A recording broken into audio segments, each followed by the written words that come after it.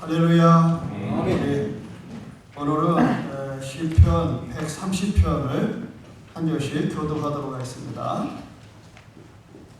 시편 130편. 여호와여, 내가 깊은 곳에서 주께 부르짖나이다.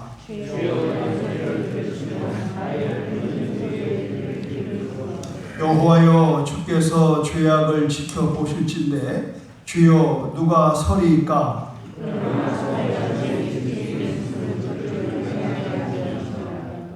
나 곧 내 영혼은 여호와를 기다리며 나는 주의 말씀을 바라는도다.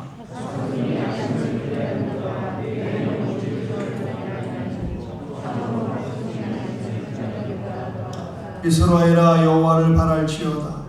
여호와께서는 인자하심과 풍성한 속량이 있음이라. 그가 이스라엘을 그의 모든 죄악에서 속량하시리로다. 아멘.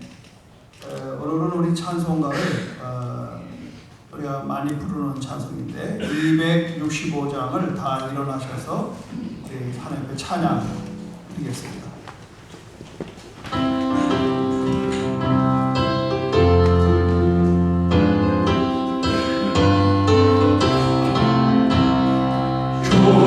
자를 진심으로 죄인을 구속하셨으니 은리를 보고 믿는 자는 주님의 진노 변하겠네.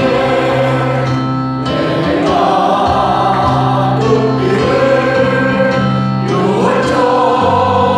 그 향해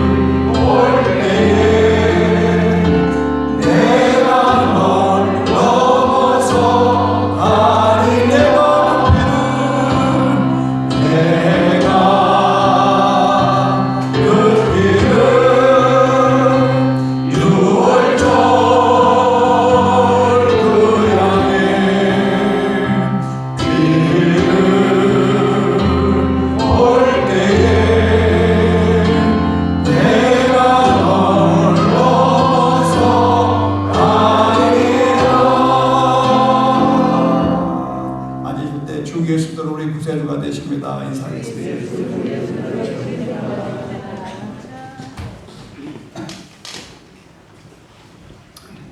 오늘 제목이 좀 근사하죠. 어둠 받아들이고 아침 기다리는 신앙. 이것은 며칠 전에 국민일보에 어느 목사님이 썼던 내용을 그대로 카피한 거. 너무 멋있더라고요. 어둠 기다리고 아침 기다리는 신앙. 우리가 신앙생활하면서 상당히 어려울 때가 뭐냐면 다 어둠을 싫어합니다. 다 어둠을 싫어하고 성경은 또 어둠에 대해서 굉장히 부정적으로 얘기를 하고 오히려 우리는 빛이다, 빛만 가지고 많이 얘기를 했습니다. 그런데 이분 이제 바바라 브라운 데일이라고 하는 이 성공의 목사님인데 이분은 이제 은퇴하고 나서 홀가분한 마음으로 이 어둠에 대한 연구를 했다고 해요. 그래서 그분이 쓴 거를 이렇게 그대로 좀 어둠 속에 걷는 법이라는 책에 나오는 이야기인데, 인생을 살다 보면 아무리 애를 쓰고 몸부림쳐도 빛은 사라지고 다리는 후들거리게 만드는 어둠 속에 갇히는 때가 있게 마련이라고. 그렇다고 어둠의 시간이 반드시 나쁜 것만은 아닌 까닭은 빛 가운데서는 절대 배우지 못했을 것들을 어둠을 통해 배울 수 있기 때문이라고 바바라 브라운 데일리는 말하고 있습니다. 상당히 제가 이 부분을 읽고 참 그렇구나. 우리가 동굴에 갇혀보세요. 처음에는 막 캄캄하고 아무것도 안 보여요. 근데 가만히 기다리면 어둠에서도 뭔가가 감이 잡혀요. 더듬거리면 뭐가 나타나. 특히 이제 석탄캐다가 깽에 갇힌 분들 얘기를 들어보면 어떻게 견디느냐. 며칠에 굉장히 힘들었다고 해요. 그때는 이제 받아들임이에요. 받아들임. 그리고 두 번째는 저 위에서 어떤 방법이든지 우리를 구출하려고 노력을 할 거라고 하는 희망입니다. 기다림과 희망. 그러다 보니 이 목사님이 이런 얘기를 또 썼어요. 미국의 어린이 프로그램을 아주 잘하는 그 목사님의 그 일대기를 썼대요. 근데 그분이 이제 우리 요새 많이 프로그램이 어떤 뭘 만들어내고 그런 거 있잖아요. 텐트를 치는 거를 이제 영화를 하는 거예요. 잘 안 돼. 텐트가 잘 안 쳐져. 그래가지고 이제 점심 먹는 시간에 스태프들이 말하는 거예요. 촬영팀이. 목사님, 그냥 미리 다 만들어 놓고 찍으면 어떨까요? 그때 브래들리 로저스 목사가 이렇게 말을 해요. 그대로 읽어드릴게요. 로저스 목사가 텐트를 치는 법을 가르쳐주는 시간인데 생각보다 텐트가 잘 세워지지 않아 이리저리 기웃등거리다가 끝내 텐트를 설치하지 못한다. 방송 스태프들은 휴식 시간에 그에게 텐트를 미리 설치할지 묻는다. 그는 실패한 모습 그대로를 방송에 보내자고 말한다. 어른들도 일이 계획대로 되지 않을 때가 있다는 걸 아이들이 알아야 한다는 것이다. 어릴 때부터 우리는 빛과 어둠, 성공과 실패를 가른다.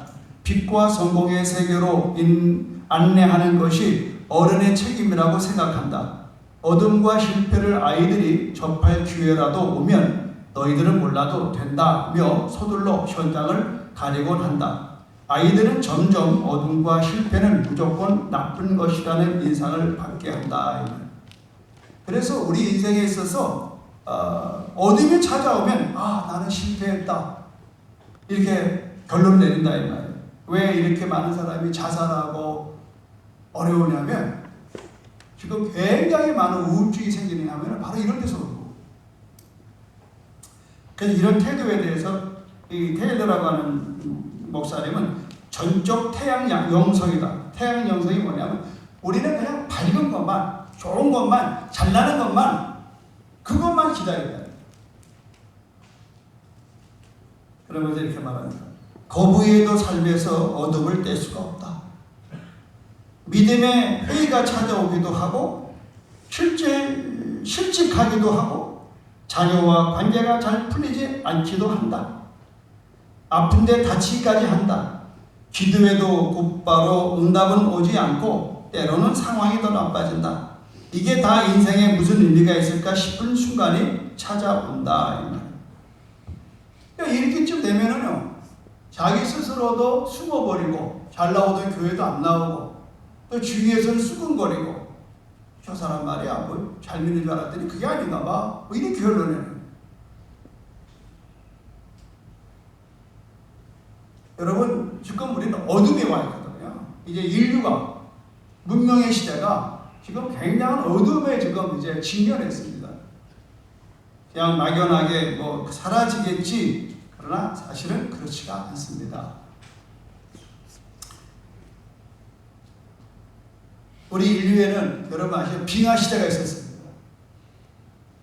빙하 시대도 그랬을 것 같아요. 날씨가 왜 이렇게 변덕스러운가? 왜 자꾸 날씨가 떨어지는가? 또 더우면 더운가? 지금 뭐 여러분 시베리아가 지금 여름처럼 눈이 다 녹고 얼음이 다 녹고 상상할 수 없는 그동안 경험하지 못했던 우리 이제 무더위 시대를 맞이하고 있습니다. 그러니까 이쯤 되면은 우리가 이 어둠에 대한 재해석이 돼야 돼요. 흑백 논리가 아닌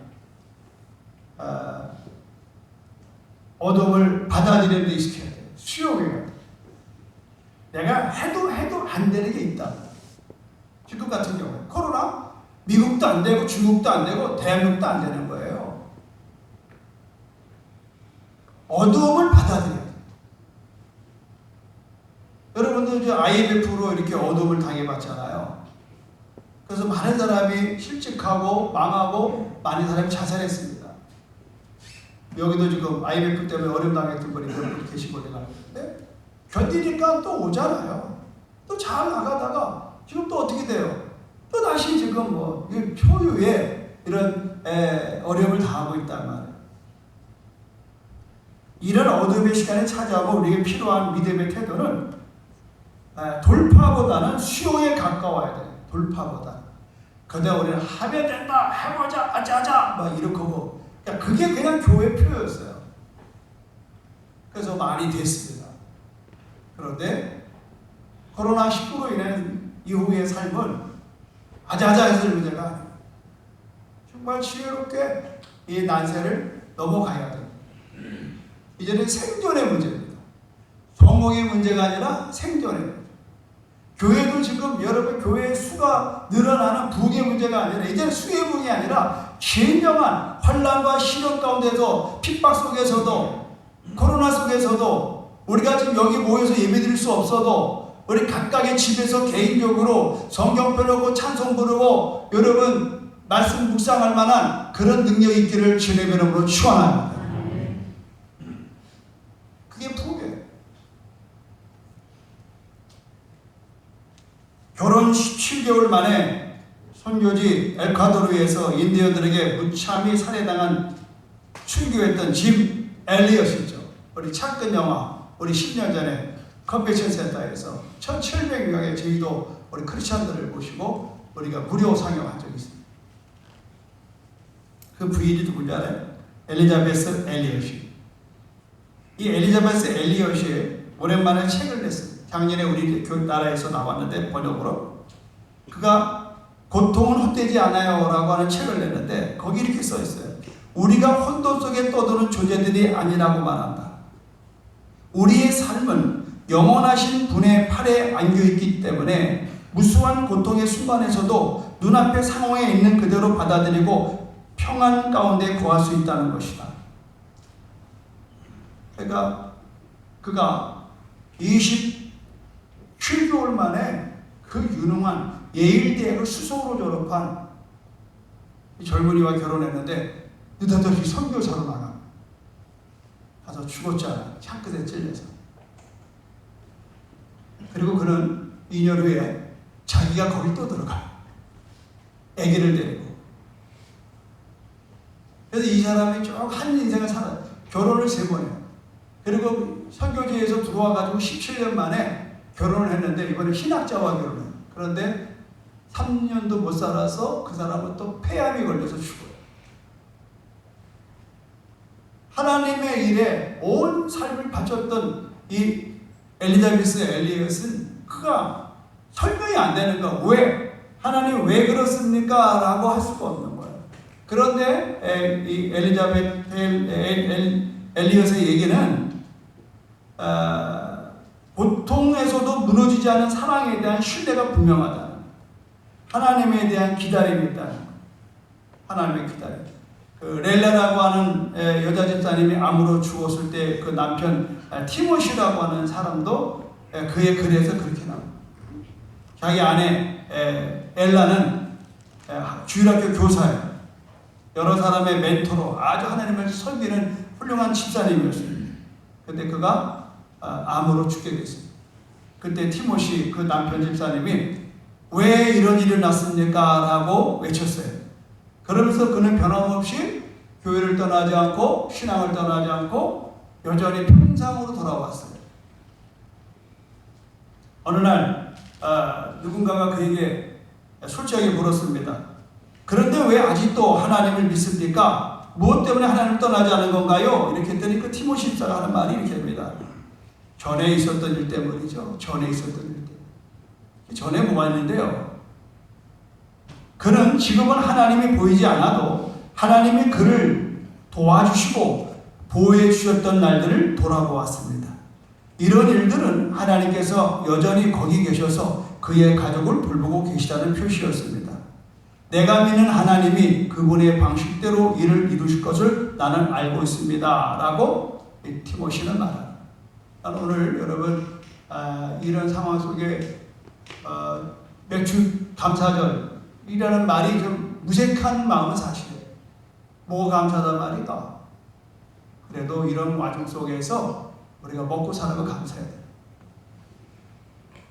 지지난주에 우리는 6.25 구국기도회 속에서 김영민 목사라고 하는 분이 대학생들을 데리고 목회를 하는 분인데 그분이 참 메시지가 난 감동이 됐습니다.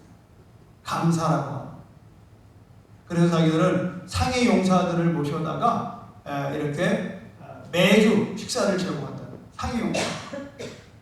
나라를 위해 몸 바치고 몸을 다쳤던 그리고 그분들을 한 분 한 분 초청해서 6.25 때 어떻게 다쳤는지 얘기 좀 해달라. 그래가지고 20대 대학생들이 이게 뭐 꼰대라고 하는 더군다나 나라 위에 몸 바쳤던 사람들의 이야기는 국가에 대한 사랑이 투철한 거예요. 참그 목사님 지혜로운 것 같아요. 들어봐. 도대체 북한이 침입했는지 남한이 침입했는지 한번 좀 들어봐. 그때 사람들. 우리는 기밀이 중요한 거예요. 지금. 그러니까 1년 내내 상해 용사들을 청년들 모임에 그리고 청년들에게 일주일에 한 번씩 누구를 만들어 그 교회 청년들을 상해 용사 집에 가서 1시간씩 놀아주는 거예요. 맛있는 거 사가지고 와서 할아버지 정도 놀아주는 거예요. 그러니까 거기에 1000여 명의 대학생들이 완벽한 크리스찬의 국가관을 갖고 있어요. 야, 이거를 오픈하는데 소름 돋치더라고요. 왜 나는 저런 걸 못했나? 우리 교회 청년들은 왜 이런데 이렇게 어떤 가치관이 없는가? 내가 누군가에게 물어봤어요. 그때 설교 준비할 때. 아무개 너에게는 애국이 뭐라고 생각하니? 한 번도 애국이라는 생각을 해본 적이 없다. 군대까지 다녀온 녀석이만. 나는 뜨끔했어요. 여러분, 중요한 건 뭐냐? 우리가 안 가르쳤다는 거예요. 나는 그 아이를 탓하는 게 아니라 내가 사무실에 올라가서 굉장히 마음이 아팠어. 나는 여태까지 무엇을 우리 후배들에게 얘기했는가? 도대체 예수 닮는 게 무언가? 이렇게 우리가 갖고 있는 생각과 우리 자손들의 생각이 이렇게 다르다고 하면 우리에게 무슨 희망이 있는가? 애국뿐이겠느냐고요. 하나님의 나라에 대해서는, 신앙의 고백에 대해서는, 천당에 대해서는, 지옥에 대해서는, 십자가에 대해서는 과연 그들이 얼마나 알고 있느냐.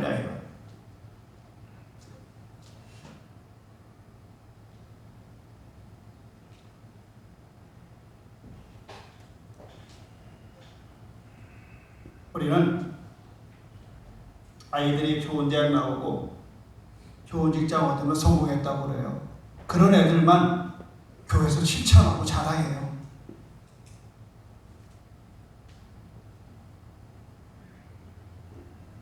앞날이 막막한 우리 청년들이 지금 무슨 고민을 하는지 우리는 관심도 없어요. 나는 회개했어요. 30년간 우리 교회가 나름대로 정말 어려운 사람 돌보는 목회했다고 하지만 아닌 걸 알았어요. 여전히 나도 잘 되는 사람 위주로 간증하고 잘 되는 사람 위주로 교회 일꾼 세우고 그 사람 중심으로 교회를 이끌고 나가게 만들었고, 여전히 교회에서 뭐 하나 말하기가 조차 그런 분들에게 과연 나는 얼마나 목회에 전진했는가. 여러분, 거부에도 우리 삶에서는 어둠을 떼낼 수가 없다. 이 손바닥도요, 손등이 있고 손바닥이잖아. 돌아서면 이렇게 되네. 돌아서면 낮과 밤이 있잖아. 어저께 어느 집사님한테 문자가 왔어. 목사님, 왠지 요새 마음이 우울하고 힘들고 어려워요. 그렇다고 내가 교회를 안 다닌다는 건 아니에요. 열심히 그래도 다닐 거예요. 근데 교회 열심히 다니는 것과 그 문제가 좀 별개입니다. 제가 답을 썼어요. 바다 나가보셨습니까? 바다에는 민물의 때가 있고 썰물의 때가 있습니다. 배가 민물의 때에 미처 못 나갔어. 낮잠을 잤는지 어쨌는지 못 나갔어. 아이고, 나가보니까 벌써 마침 물이 빠져나간 거예요. 자기 배가 뜰 만큼 물이 안 되는 거예요. 아무리 노져봐야 그건 헛일이에요. 그때 뭐 하는 거예요? 낮잠 자야 돼요. 낮잠 자야 돼요. 다시 들어가서 쉬었다가 언제 나와요? 언제 나와? 민물의 때 오는 거예요. 지금 우리는 썰물의 때에 시작을 한 거죠. 앞으로 이제 여러분 쭉 물이 빠져나가요. 그렇다고 낙심하지 말아요. 우리에게 다시 반드시 민물의 때는 올 줄로 믿어요. 중요한 것은 민물의 때가 온다라고 하는 확신이 중요한 거예요. 확신. 이 확신이 없으면 어떻게 돼요? 미치는 거예요. 지금은 수용과 기다림에 이 신앙이 와야 될 때입니다. 의자자자 할 때가 아니에요. 신종 코로나 바이러스 감염증의 시간은 길어지고 사회는 지금 지쳐가고 있어요. 도대체 언제까지라는 물음에 자신에게 대답할 수 있는 사람은 한 사람도, 대통령도 다시 대답 못해요. 더 나은 변화를 위한 어떤 노력을 하기보다도 어려운 날들이 계속될 거라는 거예요. 난관에 부딪히면 대안을 마련하고 대처하고 전진하는 패턴이 이번에는 통하지 않고 있습니다. 이렇게 해봐라 저렇게 해봐라 아무도 답을 못해. 움직이면 부담이 되고 모이면 위험하다고 하니 말이죠. 이럴 때 우리 모여 기도합시다. 그 자체가 문제인 거예요. 지금 교회마다 지금 다 이런 마스크 쓰고 있잖아요. 그렇다면 우리가 더하기보다는 덜어내야 되는 거예요. 뛰어가기보다는 잠잠히 머물러야 돼요. 소리쳐 외치기보다는 고요한 침묵 가운데 하나님께서 이루어 가시는 구원을 바라봐야 할 때가 아닌가 하는 생각을 합니다. 밤에 시간임을 받아들이고 아침을 기다리는 파수꾼처럼. 그래서 오늘 본문의 말씀에 여러분 돌아가시면 보십시오. 자, 6절 읽겠습니다. 5절 6절 시작. 나고 내 영혼은 여호와를 기다리며 나는 주의 말씀을 바라는도다. 파수꾼이 아침을 기다리보다 내 영혼이 주를 더 기다리나니 참으로 파수꾼이 아침을 기다리보다 더하도다. 1절과 2절은 하나님이 자비를 구한다고 하면은 3절과 4절에서는 하나님이 죄를 용서하신다는 것을 인정하고 5절과 6절에서는 그 기대를 하는 거예요. 하나님이 우리의 죄를 용서할 거라는 거예요. 마지막에는 온 이스라엘에 대한 오늘 8절을 다시 보시면 7절 8절 한번 읽어볼까? 시작. 이스라엘아 여호와를 바랄지어다. 여호와께서는 인자하심과 풍성한 속량이 있습니다. 그가 어떻게 이스라엘을 그의 모든 죄악에서 속량하시리로다. 자 여러분, 3절을 보시면 여호와여 주께서 죄악을 지켜보실진데 주여 누가 서리이까? 이 죄악이라고 하는 말은 아본이라고 하는 아본. 악, 잘못, 죄, 부정함, 죄악, 비난, 도덕적 타락, 뒤틀림. 근데 이 아본이라고 하는 원뜻은 아밤이라고 하는 뜻은 나오는데, 아밤이라는 말은 뭐냐면 뒤틀린다. 지금 나무 가지고 일하는 분들이 있죠. 목수나 목공이나 나무가 비틀리죠. 사올 때 괜찮았는데 이게 시간 가면서 비틀려요. 말을 처음 넣을 때 똑같이 나는데 비틀려요. 이거를 죄악이라고 합니다. 구약에 이 죄악이라고 하는 말은 220번 나오는데요. 처음 등장한 게 뭐냐면 창세기 4장 13절입니다. 가인이 자기 동생을 죽이잖아요. 그러니까 가인이 동생을 죽였는데 하나님 와서 네 아벨이 어디냐? 그러니까 내가 아우 지키는 사람입니까? 그래서 하나님이 화를 벌컥 내요. 사람은 죄에 있는 걸 누가 건들면요 확 화를 내요. 내가 늘 얘기하잖아. 그 사람이 가만히 있다 갑자기 화를 내면은 그 사람이 숨어있는 동기를 갖다 건드려서 그래요. 그런데 여러분 한번 직접 찾아보겠습니다. 창세기 4장 앞으로 쭉 가서 오늘 이제 성찬의 이야기를 하면서 마무리하려고 합니다. 창세기 4장에 가면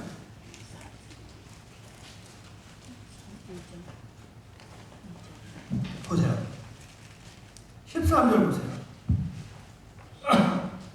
가인이 여호와께 아뢰되 내 죄의 벌이 지기가 너무 무겁다. 그 동생을 죽임으로써 그가 당하는 죄가 뭐냐? 11절 보세요. 땅에 그 입을 벌려 내 손으로부터 내 아우의 피를 받았은즉 내가 땅에서 저주를 받으리라. 내가 밭을 갈아도 땅에 다시는 그 효력을 내게 주지 아니할 것이요 너는 땅에서 피하며 유리하는 자가 되리라. 안전이 없어. 지금 오늘 우리 시대의 우리 모습과 똑같은 거예요. 그러니까 가인이 하나님께 말하는 거예요. 내 죄의 벌이, 죄로 인하여 당하는 벌이 내가 감당하기 너무 무겁다는 거예요. 그랬더니 14절 읽어볼까요? 시작. 주께서 오늘 이 시간에서 나를 쫓아내셨사온즉 내가 주의 낯을 배웁지 못하리니 내가 땅에서 피하며 유리하는 자가 되시리라. 무릇 나를 만나는 자마다 어떻게 한다? 나를 죽게. 하여튼 세상에서 한번 죄 한번 잘못 져놓으면요 평생 살만 안 나요. 계속 메스껍은 물고 늘어지고요. 이웃 사람들은 의뢰이 아이고 저 사람 저런 사람이 아니고 참 무서운 법이에요. 그런데 15절 보면 하나님의 답변입니다. 그에게 이르되 그렇지 아니하다. 가인을 죽이는 자는 벌을 몇 배나 7배나 받으리라 하시고 가인이 뭘 줬어요? 표를 주사 그를 만나는 모든 사람에게서 죽임을 면하게 하시리라. 여러분,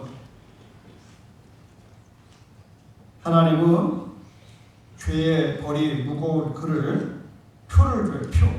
죽음을 면하게 하는 거예요. 죽음을 면하게. 참 놀라운 일 아닙니까? 하나님께서 오늘 성찬에 오늘 여러분 오늘 본문의 말씀 다시 이제 시편 130편에 7절 보세요. 이스라엘아 여호와를 바랄지어다. 여호와께서는 인자하심과 풍성한 속량이 있습니다. 그가 이스라엘을 그의 모든 죄악에서 속량하시리로다. 뭐 생각나요 여러분? 이사야 53장 생각나요? 그가 실로 우리의 질고를 지고 우리의 슬픔을 당하였거늘 우리는 생각하기를 그가 징벌을 받아 하나님께 맞으며 고난을 당하다 하였노라. 그가 찔림은 우리의 허물 때문이요 그가 상함은 우리의 죄악 때문이라. 그가 징계를 받음으로 우리가 평화를 누리고 그가 채찍에 맞음으로 우리는 평화를 누리고 그가 채찍에 맞음으로 우리가 나음을 받았다. 여러분, 증거를 우리가 받아야 되는데 그 증거를 면하게 되는 게 뭐냐? 아까 불렀던 어린 양 예수 그리스도. 그분이 2000년의 갈보리 언덕에서 십자가에서 피 흘린 그 공로로 말미암아 누구든지 그 피를 볼 때에, 그 피에 잠길 때에 우리는 징벌에서 넘어가. 예수님은 이 땅에 오셨습니다. 마태복음 8장은 이렇게 말합니다. 조물매 사람들이 귀신 들린 사람을 많이 데리고 예수께 오거늘 예수께서 말씀으로 귀신들을 쫓아내시고 병든 자들을 고치시리. 그러면서 성경은 말하길 우리의 연약한 것을 친히 담당하시고 병을 짊어지셨도다 함을 이루려 하십니다. 예수님이 오신 것 우리의 질고를 담당하시고 우리의 병을 담당하시고 예수님께서 우리의 죄악을 담당하는데 거기 뭐가 포함되느냐? 우리의 삶의 문제도 포함된다. 어떤 사람들은 죽어 천당만 얘기해요. 아니요. 오늘 여러분, 우리는 예수가 이 땅에 오셔서 우리에게 그 질고를 또 우리의 슬픔을 우리가 걷어갔다. 아까 가인처럼 우리는 죄 때문에 우리는 우리의 죄값을 감당할 수가 없어요. 그래서 사람이 죄 지면은 못 살잖아요. 그래서 다 감옥 가 있잖아요. 살아도 두려운 거예요. 오늘 이 성찬의 의미는 예수님이 이사야 53장을 이루기 위해서 2000년 전에 갈보리 언덕에서 피 흘리시고 그 피 흘림이 우리의 죄뿐만 아니라 우리의 질고도 해결한 걸 믿으시기를 주의 이름으로 축원합니다. 우리의 가난도 해결한 걸 믿으시기를 바랍니다. 그런데 이거를 믿는 자에게 영생이 지금 세상에 어떠한 과학이 지금 뭘 한다. 지금 과학자들이 굉장히 실망에 빠져 있습니다. 왜 그럴까요? 지금 변종이 됐습니다. 기껏 연구해 놨더니 또 다른 이 바이러스가 또 변종이 돼가지고 지금 만드는 약 가지고는 효과가 없는 것이 판정됐습니다.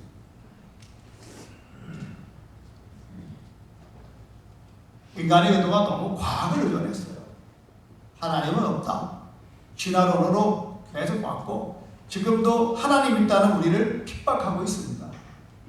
이제 포괄적 차별금지법이 통과되면요. 지금 정의당에서 국회에 상정을 했는데 이것이 이제 통과되면은요. 우리는 상당한 신앙생활에 불편함 아니면 이제 핍박을 받습니다. 그래서 여러분들에게 지금 이렇게 우리 구역장님들이 카톡으로 나눠주고 복잡하더라고. 아주 그 뭐 인증받아야 되고 하여튼 나이 든 사람 하기가 어렵게 만들어놨어요. 그래도 하여튼 해보는 거예요. 해볼 때까지 해보는 거예요. 꼭 해야만 되겠지만 캄캄한 밤이 올 걸 각오하세요. 그러나 절망하지 마세요. 오늘 제 설교의 제목처럼 오늘 우리가 밤은 어둠은 받아들이고 아침을 기다리자요. 아침을 기다려. 그래서 오늘 본문의 말씀을 제가 이걸 정한 거예요. 파수꾼이 아침을 기다림보다 내 영혼이 주를 더 기다리니 참으로 파수꾼이 아침을 기다림보다 더하다. 저 군대생활에 보초 많이 써봤거든요. 새벽에 보초 쓸 때에 빨리 새벽 오기 기다리는 거야. 어디 와요? 그보다 내 영혼이 하나님을 기다림이 더하다. 우리가 잘 먹든 잘 살든 그때는 그래도 하나님 기다리다 해도 이렇게 애절하진 않았어. 근데 이제는 애절할 수밖에 없어. 이 상황이 애절할 수밖에 없다. 그럼 어떻게 돼요? 이제 그야말로 여러분이 뭐 교회 모임의 행사라든가 뭐 이런 거에서는 점점 없어질 겁니다. 그러나 여러분이 내면의 세계로 들어가요. 그래서 제가 수요일 날 성경 공부를 다시 하는 거고 예전에는 제자훈련이라고 했어요. 제자훈련 뭐예요? 제자훈련 시킬 수 있는 그런 자리가 없는 거예요. 그러나 우리가 이제는 내가 머무는 곳에서 하나님을 기다릴 줄 아시나 주님이 언제 오실 줄은 알 수 없어요. 두 사람이 함께 맷돌 갈다가 한 사람은 가고 한 사람은 두 사람이 함께 잠을 자다가 한 사람은 가고 한 사람은 낫게. 10명의 처녀가 신랑 오는 걸 준비하다가 졸았습니다.